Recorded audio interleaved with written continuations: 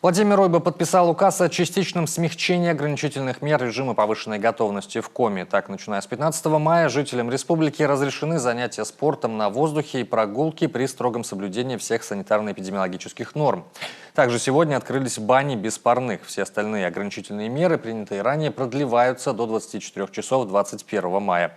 Такое решение было принято на заседании Республиканского оперативного штаба по противодействию новой коронавирусной инфекции, исходя из методических рекомендаций Роспотребнадзора. Напомню, санитарными врачами определен комплекс мероприятий, а также показателей, которые являются основанием для поэтапного снятия ограничительных мер в условиях эпидемического распространения COVID-19.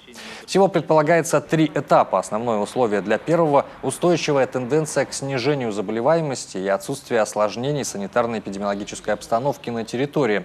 Всего берутся во внимание 3 показателя: коэффициент распространения инфекции, наличие свободного коечного фонда и показатель тестирования на 100 тысяч населения. К сожалению, в последние дни ситуация с коронавирусом в Коми обострилась.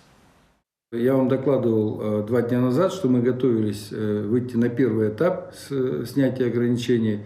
К сожалению, кроме тех 2 очагов, о которых я вам говорил, в Микуне и в Чикшино, у нас еще добавились 2 очага в Усинске. И тем самым мы снова пошли вверх по заболеваемости, и это нас вывело из коридора, по которому мы имеем право выйти на первый этап. Итак, заниматься физкультурой и спортом на воздухе можно лишь малым числом, соблюдая дистанцию не менее 5 метров. При этом посещение стадионов, детских площадок и других мест массового пребывания людей по-прежнему запрещено. Спортивные объекты закрыты. Режим самоизоляции сохранится для пожилых людей старше 65 лет и имеющих хронические заболевания. Выходить из дома рекомендовано лишь в случае необходимости для похода в магазин или аптеку.